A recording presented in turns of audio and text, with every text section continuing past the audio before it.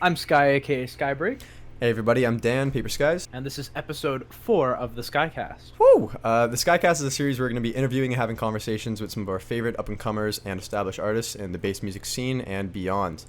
Today we've got a very fun guest, Yes, Luca Lush. he's an Hello. LA-based producer with iconic blue hair, apparently not wearing it with this black and white filter we're experiencing. We gotta re-dye it. That's now Gotta that re-dye it. the world is open again and Yeah. people see me. Yeah, as COVID's over, the blue hair returns. But yeah, he's done insane amounts of touring. He's been in the scene for a very long time. He has mastered the art of the SoundCloud flip, and that has scored him official remixes for Desiigner, ZAYN of One Direction, Marshmello, and my personal favorite, an official remix of an official remix by Skrillex. Unreal.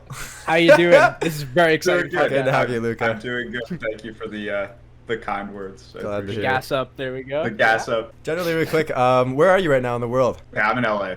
Up in LA. How are things there? You know, it's a mixed bag. The weather is always nice, but there's a lot of socioeconomic problems that were exacerbated by COVID, to put it gently. Yeah, I think There's a lot of corruption in the local government. I feel like a LA lot. is one of those creative places where, like, especially, with the music industry being down, you're gonna see a lot of that shit. Like, I'm from Toronto, and I feel like it's another one of those big, like, music cities, right? So Yeah. we're getting a similar vibe, but LA has definitely been hit quite the hardest. Yeah. I was gonna move to Texas right before the big polar vortex kind of hit, which Yeah. I'm glad I didn't. That would have Yeah. been bad. Have your house Had turned some to friends swimming down pool? there. They like had their pipes freeze and like they didn't have any heat and Oh, it yeah. was not good. Crazy. Electricity No, was out for a while. So much horrible stuff has happened over the past year. I almost forgot that they lost power and froze to death in the winter. I feel like there isn't necessarily more horrible things happening today than ever before, but we are hyper aware of everything because of the speed of technology and the accessibility of information. When Well- the Mongols were destroying all of Eastern, Europe and like further out, like we couldn't tweet about it. Otherwise, it Yeah. would have been, And man, even worse. Genghis Khan would have been canceled so fast. So Done for it. It's true. Let's move So yeah, let's towards get, the music. let's get yeah. into the fun question. yeah, let's get it. Let's get into that's not that. That's like As that's much sad. as much as I'd love to see Genghis Khan Get canceled. get speared by the Twitter By scene, the Twitter mob. by the Twitter mob, tell us a bit about Spectral Sequence. It's a bit of like a hard wave inspired Oh, yeah. take on your Latest usual release, trappy yeah. style. Me and Vari, yeah, that was a fun one, man. Yeah, I was just kind of inspired by a lot of wave stuff that was happening around that time, and Vari's a good friend, and he came out with me with that idea, and I was like, oh shit, like let's take all these like super trancey, like the vocal is like a very trancey kind of Yeah. maneuver, and then Slander's new label wanted to pick it up, and I was like, cool, Heaven Sent, and yeah. that was that. Yeah, they were Yeah. nice. How was it They're very releasing easy with to Heaven work Sent with. for the first time? Very Simple? chill, actually. I was like, oh no, this is good. No, it was fine. It's really easy. Yeah, Yeah, it's for sure. Gotta feel like a big deal being releasing on like Slander's label. He's like one of the most established artists I feel like right now in the scene. Yeah. Yeah, for sure. They are very nice dudes. So They're very professional too. I like those kinds of labels that kind of put the music and the artist first before plugging a bunch of brand stuff. Like really every release kind of has its own unique identity, I've found, Yeah. which is hard to come by with I mean, they have certain their labels. I think this in-house visual artist, but we ran them kind of a mood board, and they were like, "Oh yeah, this is sick. Let's do that." So I was like, "All right, that was pretty easy." Like I like Gundam Yeah. robots and stuff, and I Yeah, there fit you in go. with everything. So It was looks cool. yeah, It was the cool. branding is definitely sick, but it fits with the track really well too. Like the whole Yeah. name and everything, the whole hardware inspired take of it, like very Yeah. techy, right? Hardware, Very hard techy. wave, yeah. You think the music that I mean, I guess you've only released the one tune with them right now, but do you think Yeah. that lines up nicely with the discography of other releases that they have on board? The other artists? I feel like they're doing a little bit of everything kind of in the bass music scene, and a lot of the stuff has like a slightly poppy, Yeah. bent to it, which I enjoy. Some people don't, and that's okay. Yeah. No, Yeah. personally I love But that stuff. yeah, I'd say so. I'm like super happy to see like all of these like very I guess known faces in EDM who know what they're doing as producers, like taking that dive into the kind of more of that prop approach and really like coming together on this label. It seems like it's got a cool upcoming identity to it. Yeah, all the stuff I'm sure. working on is more like me and the boy over here. We're working on something. Really? But it's all like kind of more melodic rhythm with my older future-based stuff, but then also with hyperpop influences and kind of all coming together in this like neat little pocket. I have like 40 unreleased tracks right now. 40, and like just God a handful damn. of remixes. Yeah, and then it's like it's good, but it's also like, all right, let's get the train moving. But I just signed with Corson Agency for booking. I was going to tell you that. I forgot. Congrats, yeah. So, yeah, Awesome. that happened like the other day. So they do like all the Disciple guys, and they do Little Texas, who's also a good friend of mine, and a lot of other people that I didn't realize till I looked at their roster that they repped like a ton of friends of mine. I was like, oh, cool. Damn, yeah. So that was you a go. huge relief after not having representation coming out of the pandemic, and that's why I wasn't like touring immediately in this kind of like period where like the floodgates opened immediately after people got vaccinated, right? Like, Yeah. so, For sure. but yeah, I just want to play shows again. You mentioned kind of crossovers with Hyperpop, and I know you've kind of been teasing out a bunch of these on Twitter, specifically yeah. stuff with Jedwill. Oh yeah, Jim Will. Yeah, how'd that come Love to be? Dude, he was in a group chat with me like a long time ago, and I was just a fly on the wall in this group chat for a long time. I like tweeted like, "Damn, I missed my group chats on Twitter," and Misfit was like, "Hey, do you want to like join this one?" And I was like, "Yeah, sure." Like, Nice. I didn't say anything in there for a long time, and then Jedwell was in there, and I would like listen to the music that people would post in there, and he would post his stuff in there frequently, and I was like, oh, this is really cool. This is like more punky 100 gex, you know, like everyone in that group chat knows who like American football is, which is like something I can't say for a lot of people Yes. that I know in real life. Damn. Yeah, I was just like, so Ace also hit me up. Man, he was like hounding me to get this track done for a long time, and I was like touring aggressively and being a shithead and just wasn't following up on it. Okay. He sent me like, yeah, like the idea for it, and then finally I took it off an old hard drive when I got this new rig, and I was like, oh, I should definitely like return to this because it's really cool, and I was experimenting with a lot of those like melodic rhythm type sounds and learning new ways of sound design and additive synths and vocoding and moving away from the simplicity that is future bass, even though I guess like to somebody who isn't first in production, like, oh wow, that's crazy. That's really something. You're like, no, it's just it's super soft. That's it. LFO, Low LFO. low pass. Nah, Low pass it, wobble it, it's done. Call it a hit. Just like that. Yeah, and so I fleshed out the whole track and kind of gave it like a synthwave vibe on top of the heavier parts, and then I pitched it over to him and I was like, hey, would you like be down to hop on this? I know this is like a little outside of your wheelhouse, but like I really like what you're doing, and like if you could just do what you're doing on this. He was like, oh yeah, that's sick, hell yeah, I'm friends with him too, let's do it. So yeah, that one's done, and I guess we're just waiting.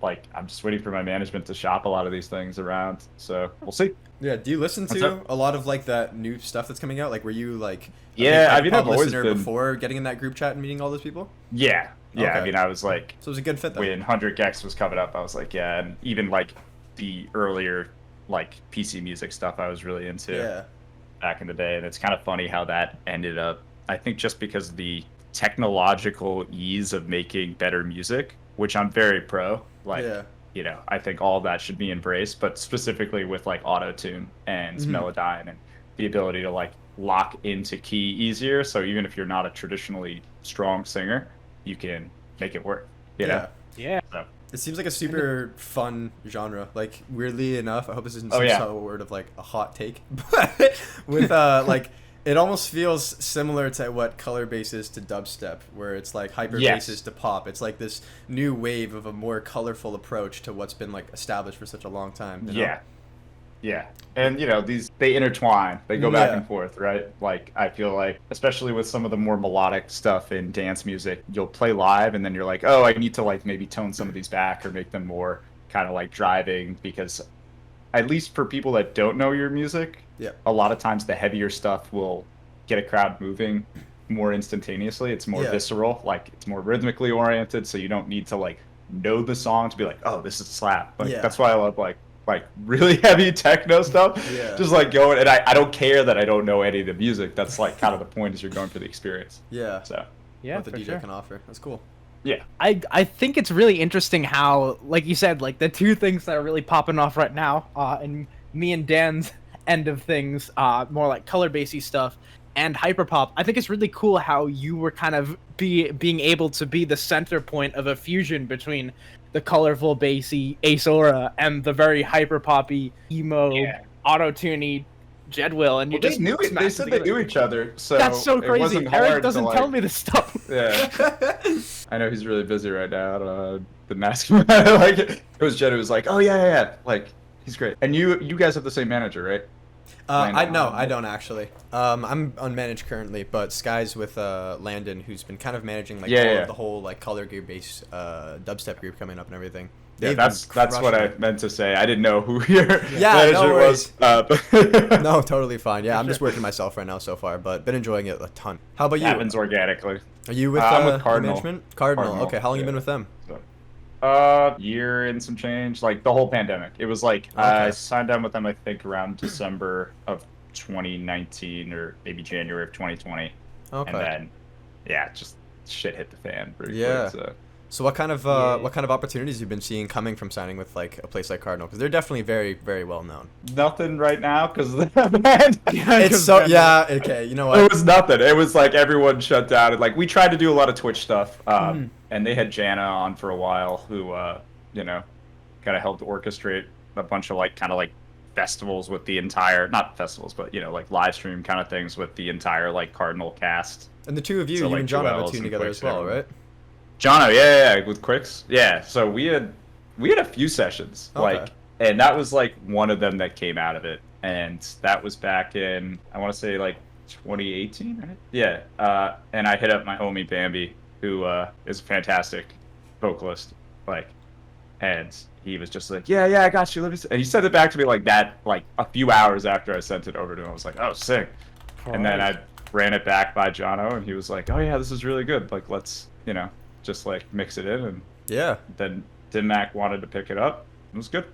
And a lot of people played it. It's good. It's a lot of really simple. Made me feel happy. Made some people feel happy. Yeah, it's all weird. Yeah, I think the hardest thing is usually like once you have finished the track and you've done all the like particulars about it, is these sort of like, I would use like Diplo as an anchor point for this idea, is bringing a lot of people together that might not have worked together if you hadn't jumped in and be like, oh, boop, boop, boop. Yeah. Like, I think that's like a really interesting thing that a lot of people don't think of as like a skill when it comes to like music production or music creation, is sort of the implicit social aspect of it, where if you're good at like making people feel comfortable together, especially like in a studio, in a room, that's like an invaluable skill. Yeah. It took me a long time to realize that. So for sure. Something I'm working on. And yeah, I think that's only improving with time, with the rise of Discord and like everyone, you basically nowadays you're able to reach out to your favorite artist on Twitter, probably in DMs, and tell them how you feel. And it's never been easier to collaborate. And I know you've been. Tell them how you feel. Yeah. Nah, some people are so rude to their favorite artists, but whatever. Yes. But yeah, your career has spanned many years up to this point. Do you think 6 or 7? 6 or 7. Oh, shit, that's crazy. Yeah, I've outlasted a lot of people. Yeah, you have. We're still kicking. How would you say EDM and kind of EDM culture has evolved overall, collaboration-wise, show-wise, everything? Yeah, I mean, I'm still a part of the underground in a lot of ways. I would consider myself in that pocket. And so just seeing like the height of SoundCloud, even before I was doing this professionally, like when I got interested in SoundCloud and that kind of music, even before then, like I was on this torrent site called What CD, which is like such a deep cut. I don't know if you guys know that, or maybe some of your listeners might, but it was like a private music tracker, and it was like one of the largest private repositories of music on the internet. Like, super crazy. And the Fed shut it down eventually. That's life. But through that, like, there was like a forum, and they would like give like obscure dubstep recommendations. Like, they're like, this is real dubstep. And this is like 2007 or 8. So like, it was a lot of like Code 9, and then like Burial, and then Benga, in an early Scream and stuff like that. And so I got acquainted with that, and that was like even before SoundCloud was super popping, like people were still putting stuff on MySpace.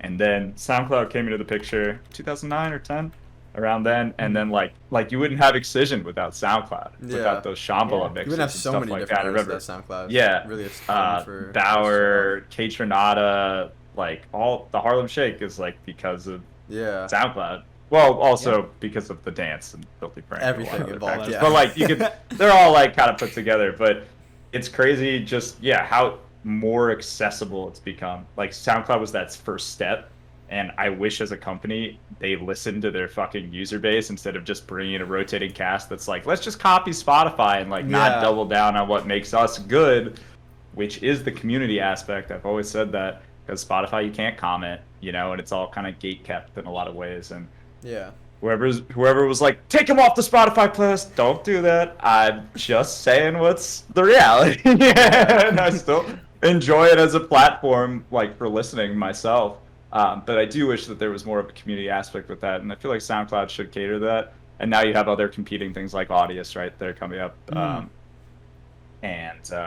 Dude, even TikTok is like, I've been meaning to like get more into TikTok, but it seems to be taking over because there's like, it's the Wild West. I need to make a TikTok about this, but that Panda remix is actually a viral thing on TikTok, but it's not credited to me. Oh, really? It's some asshole who wrote, "Thank you for using my sound." That's what it says. The UFC, the official TikTok of the UFC, used that sound in a fucking TikTok fight. I was like, it has like 450,000 videos done with it.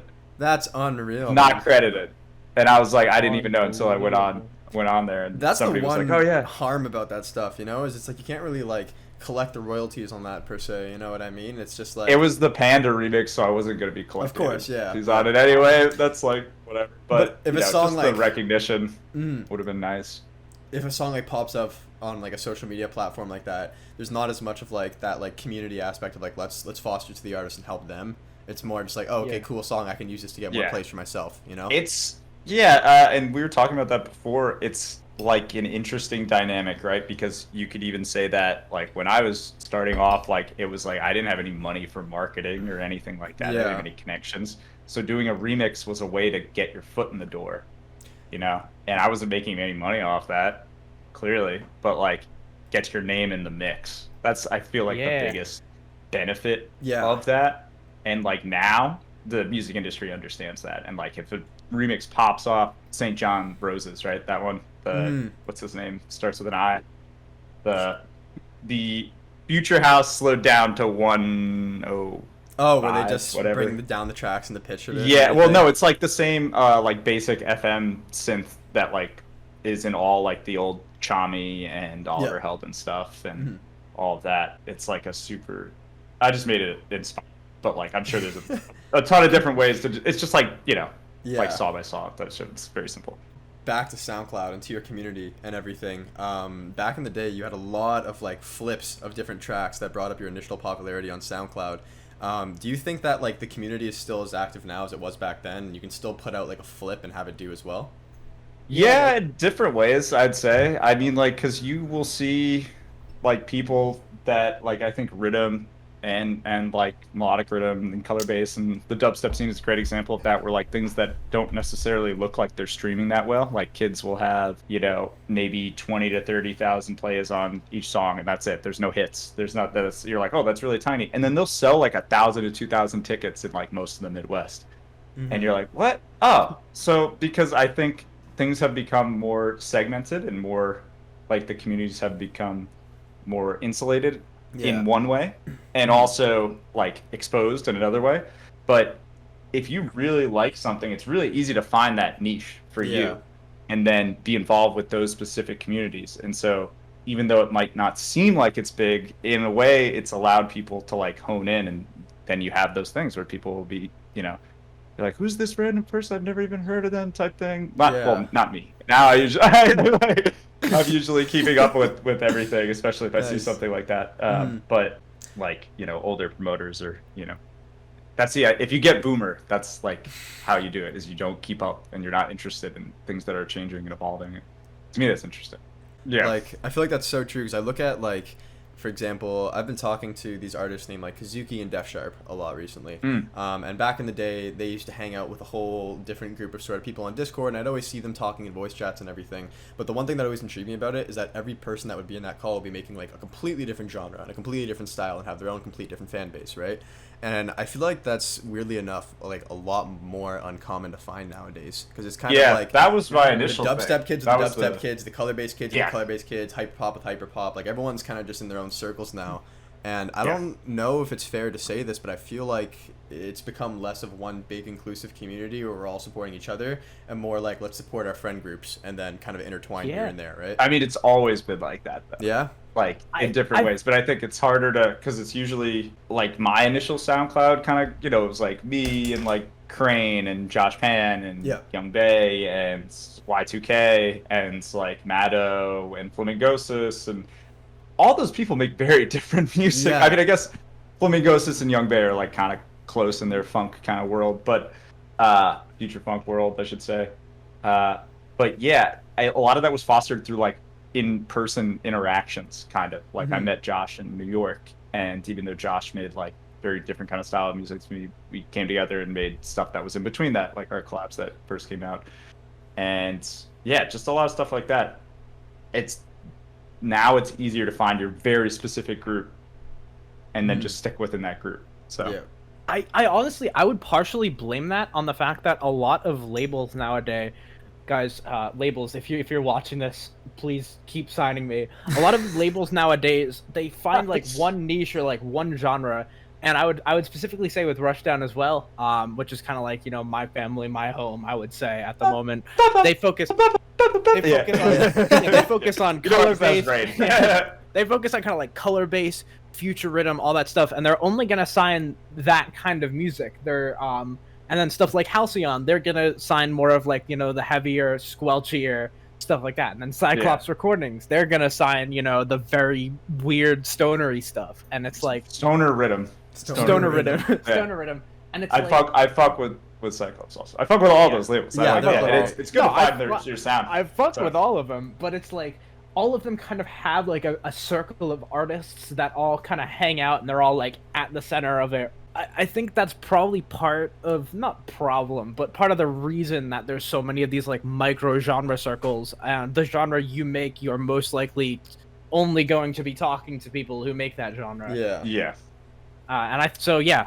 Like everything, blame the labels. It's more labels are a product of the system in place. So, you know, I would blame more now streaming service architecture, and even beyond that, you could go to political and economic policy at the highest level, or even you could blame just blame God. I don't know. Blame God.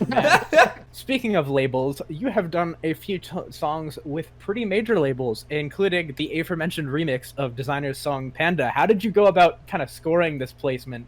Because that was like a next level thing from SoundCloud flips. Yeah. That was a bootleg originally. Oh, okay. And right. Yeah, they hit me up. Well, actually, so nobody hit me up for a long time. It just existed. That was cool. It was fine. I had like 500,000 plays. Just like a SoundCloud upload? More on other stuff. Yeah, it was cool. I mean, I just was using it for live shows, so I was like, yeah, I'll put this up here. And it was cool. Like, I got a lot of DJ support. Like, I know Big Gigantic was playing it, and a bunch of other people that I really looked up to. That was super cool. And then they were gonna do Baywatch, the sequel to Baywatch, right? Yeah. And so we got an email being like, "Hey, we'd love to, you know, license this track.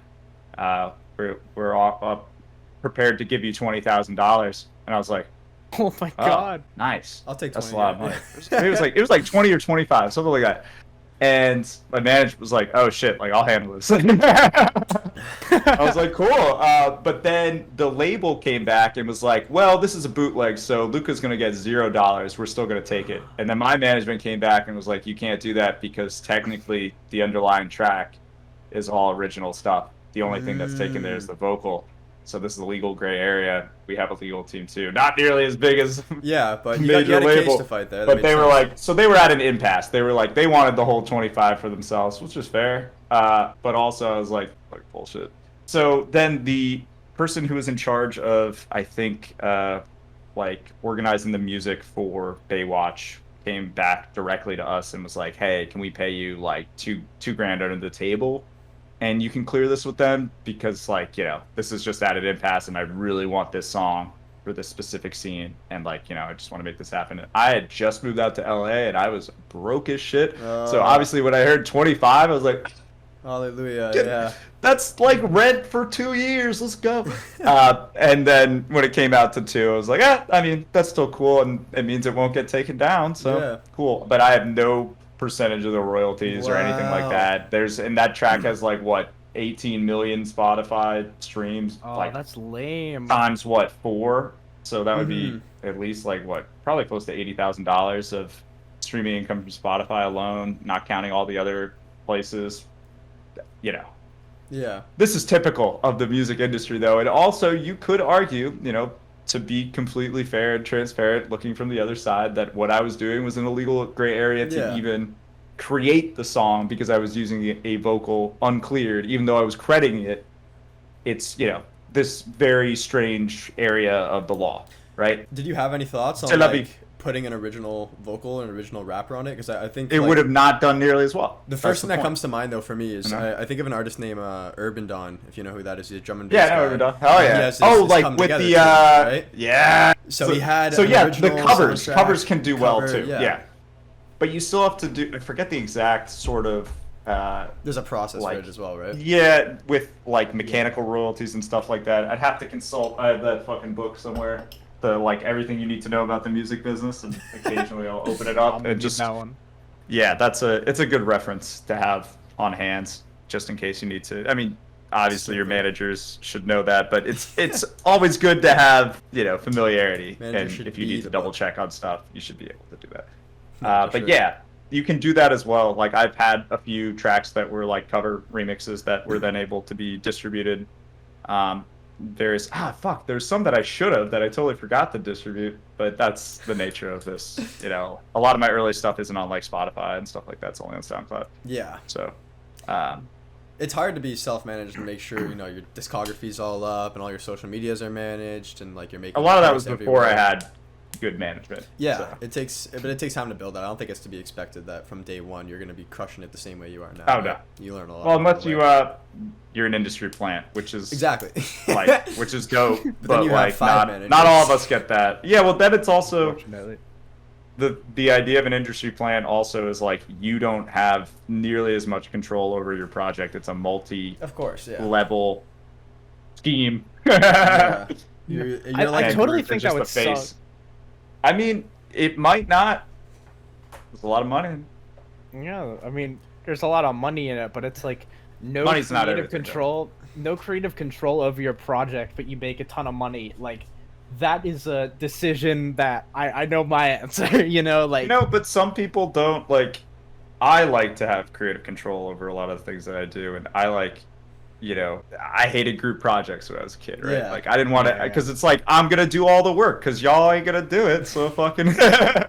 Just something you need to get better at as you're, you know, becoming the CEO of your own kind of brand and business. Delegating certain roles and certain things that you can't do everything yourself, and, like, that's why you get a team to grow. But, wait, what was I saying there? The creative control thing. Yeah, some people, like, don't want to be that person. They want to be told what to do, or like, you know, there are leaders and there are followers, and like it's okay to be either one, you know. Yeah, sure. So I don't blame people who end up in those situations. And also, like, to what I said about money, I don't think money is like the answer to anything, but it does, having at least some money like eliminates a lot of problems, a lot of worries. So Definitely. Even just having food and shelter and like, you know, I can afford to have pets and, you know, things like really, really simple stuff that, like, raises the quality of your existence. But after a certain point, it doesn't actually add, like, anything. Like, if you're, like, people who are, like, billionaires, like, another $1 billion is not going to change your lifestyle, really. Like, yeah. And yet that becomes the goal for a lot of people at that level. So. I think, staring down the bank account. You brought I don't know, I think there's like two different types of like sort of producer mentalities that you can have. You either go in as an artist, you know, like looking to bring something new and fresh and your own take on the way that you perceive music, or you do it simply because it's a job, you want money, and you want to maybe or maybe not get famous, you know? And there's two different ways to go about that. Like, we recently did an interview with Temanite, and it was like to see the humbleness that he has and the fact that he's making all the music that he wants to make himself with no labels, just all straight fresh. That's like that whole one side of things, you know what I mean? Yeah. And then you can have other artists, which it's totally fine if people choose to go this route, but you can hear it in the music, you know what I mean? When someone's really driven and knows what the type of sound they want to push. And then when they just want to, you know, like, have a good time, like, live life, play shows, see where it takes them. Right? Yeah. And I mean, all the power to both parties, honestly. It's the best thing is when they both align, which is just such a rarity, and there's so many other unforeseen factors that can, like, just fuck things up. So, you know. For sure. I don't think either side is right or wrong. I think sometimes it's really great to just listen to a god tier produced, every decision was made with a specific goal of getting into so and so playlist or whatever. Like, I mean, some, like, you know, quote unquote true self-proclaimed true musicians might, like, sneer at that, but honestly sometimes it is really kind of fun to listen to. I feel like a lot of times when people, like, just coming from a place of understanding is a better way to approach a lot of that stuff, whereas at least when I was younger, my knee-jerk reaction was, oh, well, they didn't produce it, or they didn't do everything themselves, and then therefore they are not deserving of the position that they have found themselves in financially, popularity-wise, or any other arbitrary metric that you could put out there. But in reality, that's just a really projectionist way to look at something, which is, I think, you see a lot in the, not to call out the drum and bass scene, because I like drum and bass, but when you go on Twitter and people are really, really upset about things, and a lot of times it'll be this self-proclaimed DJ with like 5 followers or whatever, and they're like really, really upset, and you know it's not coming from a genuine place of like defending the artistry, but a salty place where it's like, well, you know, I just want to be in that position, and that's a bad carrying around that, like, negative energy and projecting it is a really unhealthy way to live, I think. Let's jump to something recent then. I don't know if you're up to date on this whole thing, but, like, did you see the whole slander transition DJ thing that was going on Twitter? Yeah. I made a light comment Banger tweet. defending that. Banger tweet. Yeah, so let's before we get to the comment, let's explain the incident for anyone who doesn't know. So Slander basically was DJing. They were doing a set. Someone had recorded that they had done this, like, certain transition, and they transitioned from a remix of one of their, like, chills tunes to something that was, like, way heavier and in a different key. And the transition for a lot of people was hard very cut, sudden, and very hard it was cut. in a different key. It was still in the same tempo. I think it was intentional. Now we can move into the comments. crowd didn't care. The crowd liked it. Like, I feel like that's what people were going there for. That's the cry bang thing. I didn't even think it was, like, you know, such an egregious transition that it was, like, you know, cancelable in any sense. And again, I like the guys. Like, they've always been very nice to me. And, like, you know, a lot of people would say they are that pop end of EDM, right? So, like, what were you expecting? Like, that's exactly, they were playing to their audience very, very well. And so a bunch of, like, you know, fucking armchair DJ, you know, people who are like, I mixed with 400 decks at the same time, that kind of bullshit. Like, we're like, this is, you know, these people are getting paid so much money to do this, blah, blah. Like, yes, exactly. They are. 8 decks. Like, they are. There's a market for it. So shut up. Just let them, like, who cares? It's nothing to do with it. I just got really upset about it. I was like, no. Literally. I muted it. After it reached GA Twitter, I muted it. GA after it got out of my VIP Twitter section. Oh, okay. GA Twitter is my new terminology for if you tweet something that is like, try doing this when we get off this thing. Just tweet dubstep. Okay. That's it. Just tweet dubstep and watch as it gets an unreasonably strange amount of likes and interactions, but not from people that you follow and interact with, because it will go viral on the larger, because Twitter introduced, like, trends and topics and things like that. So a lot of people will follow that and just comment on random stuff. Shit, So I've noticed, like, in the last year or so, whenever they introduce that if I have a tweet that goes beyond my initial circle, it will usually have these fucking, you know, EDM bro 42069 who's, like, incredibly upset with my, like, you know, joke.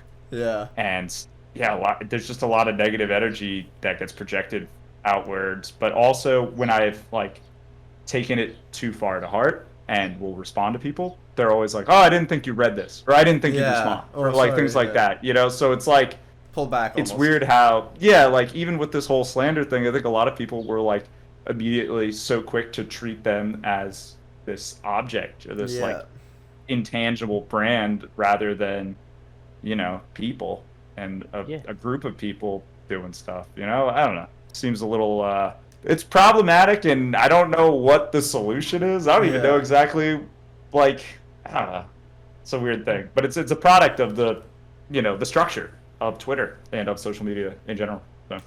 Yeah, I think that's a very, very good point that you've just made about all that stuff. And I think, honestly, a lot of this is just self-projected insecurity and lots of echo chambers. You know, if you sit in an echo chamber of, all my friends are these god-tier DJs that, like, pour lots and lots of time into their craft, if they keep working and they keep they'll get there, and they'll get to experience the hardships of kind of, you know, being a famous DJ like Slander and having to do that stuff on the spot. But I think the point of the matter is, since they live in this self-proclaimed echo chamber of talent, if they see anyone they deem less worthy than them having their personal successes and gains, they're gonna get really unnecessarily triggered. Yeah. It's just like, what's the point? What good are you doing yourself by screaming into a wall? You're doing good for the platform, though. That's the thing, right? So, for sure.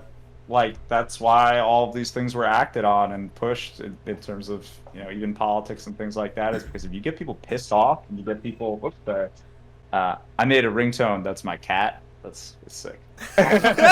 So I'm always like happy to hear it instead of the default iPhone marimba that I just want to like throw my phone. Nice. Yeah. Oh yeah, so like every social media platform wants you to spend more time on it if you're the product and they're pushing advertisements to you.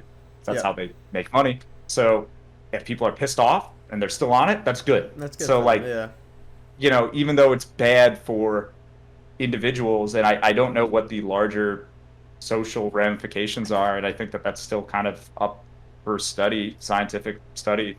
The jury is out on that. Anecdotally, I know that stuff makes me really upset and like puts me in a bad place, and so a lot of times, like, you know, it's a constant battle to check yourself and be like, you know, this isn't real life. The shit people say on Twitter, if they said to you nuts. In real life, you would throw hands. You would throw hands. You'd be like, I don't care if I go to jail. Like, everyone around here would be like, no, there was no fight because that guy was a complete asshole. That's what the kind of situation you would walk into a lot of times. And people aren't like that in real life. I would say 99% of people that I meet face to face, I'd get a beer with, I'd get a coffee with them, or I can find something to like about them. And that's not the case on the internet. It's really not. It's the opposite. Yeah. So it's nuts. Kind of weird. And you find it's usually the same like group of like 10 or 15 people that just ruin everyone's day as well. Yikes. Yeah, it's unfortunate, and I don't know, it's just something I've been thinking about, but not with any concrete, you know, solution. I don't like throwing. That's the other thing. I hate it when people throw out like, "Damn, this sucks," and I'm like, "Why?" And they're like, "Oh, I don't know." Then shut the fuck up.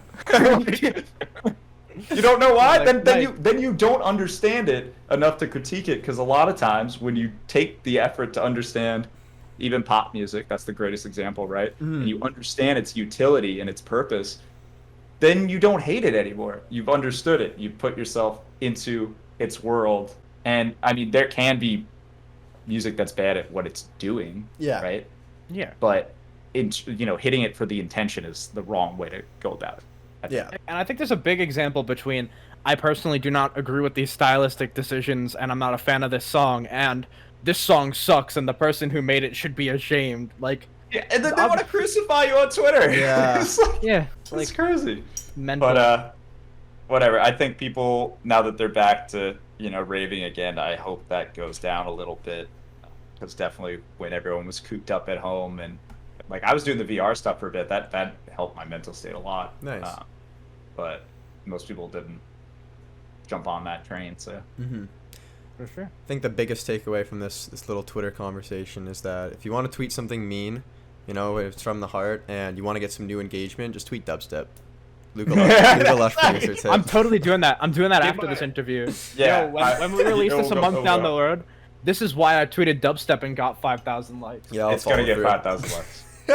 Doing it right now. I did this example the other day. 5 likes later. I was in a group chat. And I was like, you can tweet the most, like, literally think the most, like, distilled essence of EDM Twitter. So I was like, watch, I'm going to tweet Porter Robinson, period. And it's going to pop. There was no it was just Porter Rob. Like, it's like somebody tweets just Skrillex. Skrillex, Fizo. And it pops. Because, like, that's, like, yeah, the distillation of, like, the you're tweeting to the lowest common denominator, and I'm not saying Porter's up, very Of course, yeah. big brain. I love Porter, but you're tweeting the distillation of that, which is just his name. Yeah. And like letting everyone else fill in the blank. Just do whatever they want with it. So try. I'm curious. Let's tweet dubstep and see how it does. I've been like just thinking did about it. All right, let's see. The minute to win it, it'll pop We'll up. have to see what happens. Yeah, my biggest tweet I've ever put out was Melodic Dubstep Island, and it was a photo of a flat island with nothing on it that was like super, super tiny, and it was the most engagement I've ever received on any social media. That's a hard tweet though. I fuck with It it. was so stupid. So stupid. I mean, that's also, we could come at it from like a stupid, but also it is like kind of beautiful in a way because it's like the simplicity. Right? Like, the island. it's, it was in Civilization, I forgot the quote, who said it. I want to say it's Da Vinci, but it's probably not Da Vinci, but, a building is done when there's nothing left to add, but nothing left to take away. Yeah. Right? So, like, a tweet is the same thing. Beautiful. You're going to get to the point where you just tweet, like, D. Da Vinci, Twitter, and Melodic Dubstep Island. What a beautiful conversation. Beautiful stuff. All right, so we're kind of quickly approaching the end of the podcast. So this is kind of the part where we ask some kind of quirkier questions. And since we don't have a whole lot of time, unfortunately, we can only get to one, but I think it's the most important of them all. So scrolling down your Instagram, we noticed that you've played many, many shows. Was hot ones? Without my shirt? Yeah, without your shirt. And we wanted to know, is this kind of like a heat of the moment thing? Like, do you pull up to the venue and go and just whip it off, or do you kind of schedule in advance? I'm playing Houston. That show, I'm gonna take the shirt off. But in Denver, nah. Like, we wanted to know. I'm not exactly. I'm skinny ripped. I'm not built. I don't eat a lot. This isn't La Flex. It's, I sweat a lot, and so I don't want my shirt to be ruined. And I dance a lot, and I'm like very engaged. So I take my shirt off so it doesn't get sweaty. That's it. Right. And it became a thing. It was like this big joke, and then like management was like, "You can't do that. You're never gonna play Vegas like that. Come on." And then little Texas now, he rolls up with his shirt off. I mean, he's built. Yeah. Sam is fucking. That's awesome. He gave me a workout plan. I need to stick with it. It's just like I can't eat that much, so it makes my stomach. I have very weak IBS. Blah blah. TMI, but Yeah. Anyway, to conclude, it wasn't ever an intentional like branding thing or anything like that. In fact, like my teams were often like, you shouldn't be doing that, but it was like, in the moment I'm jamming out and I'm having a good time and I'm running up downstage, I'm starting mosh pits and stuff like that. I just would get really sweaty and I didn't want. Like you don't have like a ton of extra clothes when you're touring. I don't want that shirt to be all fucking. I can't throw it in the wash. There's no wash. Go back to the hotel. Yeah, what are you gonna do then? Yeah. All right. That's the story of that. Fair. Maybe you could start putting like a tag on your tour date sheets, just a little star. Oh, shirtless or shirt? Yeah, like Vegas. Shirt stays on. Don't worry. I want to get to the second question that we had for you before we end this off, because I have to. It's a personal favorite. When you played Snow Globe Music Festival back in like January 2018, you were awarded a trophy, and it said on the trophy, quote, "Most likely to beat the water temple without using a guide." Is this true? And have you beat the water temple without any guides? I did, but like that was when I was a kid, and it took me like the better part of like a month. Like, the most important portion of my life. I think it was a joke. It was related. It was something about a Twitter joke. Okay. Like, yeah, and they like made it into a little. I forget exactly. Hey, it's a I personal think we were one, talking right? specifically about the water temple or something. Me and the person who runs Snow Globe's Twitter, and so they're really funny, and they like made that into a little trophy. That's awesome. It's sweet that they really, thought of you. I love that festival too. It was so much fun. Great time. Could have just been like participation, Luca Lush, but spelt wrong. So at least they did something personal. Luca Lush, Luca Lunch. Yeah, Luca with a K. Luca with a K. That's the Oh, no. That's the chain smoking one. Hans Hush. That's the Hans? That's the Where'd you get that techno from? alter ego. Oh, okay. Huh? I was gonna say, where did Hans that's- Hush come from? It's because like when he walks into the room, everybody shuts up. Gotcha. Man, I like that. Lets the kick drum speak. That's it. That's so funny. All right. So it's been about an hour now, or 50 minutes. I have no perception of time anymore. COVID moment. So I think we're just gonna start wrapping things up. Do you have any upcoming releases you want to promote? Any other stuff? Whatever. Dude, I whatever wish is going I on in the wish world I of Luca Lush? knew. I just stay tuned because there is like I'm just stacking stuff right now, but Nice. we really do need to like. I've been telling the team like let's get this slated for release and stuff. But yeah, a lot of great collabs with a lot of talented people. Awesome. Like probably at this point like an album plus worth of original material. I have all these emo remixes that I was doing on stream a while back while I'm still streaming that are all done. We're just trying to figure out like how to release them. Probably going to be on tour again now that we signed with new agency. I got to finish my tune with this cat. Nice. We got to return to that. Yeah, just great stuff. That's Man, awesome. Thanks for having me, guys. Of It was course. That's really okay. fun. Yeah. Appreciate it. Everybody, this Yeah, is very good. Luca Lush, tons of collabs, supporting the underground scene. Such a sweet person. Thank you so much for being on. If you guys are tuning in from YouTube, please make sure you subscribe, hit the bell notification. I'm so new to this. Hit Let's the get bell. it. Hit that bell Yeah. notification. Sub. Sub. We're going to be trying to put these out as frequently as we can. We've got so many episodes that are planned and ready to come along the corner there. Check out Luca Lush's socials. Make sure you check out his SoundCloud, Spotify. He's got new releases on the way. Lots of collabs with some of our favorite artists that are going to be featured on Skycast. And yeah, that's everything. Thank you so much for being on. Dan, Paper Skies. I'm Sky, aka Skybreak. And this is Luca Lush. Thank you for being on Thanks, today. guys. Thanks for coming. Adios.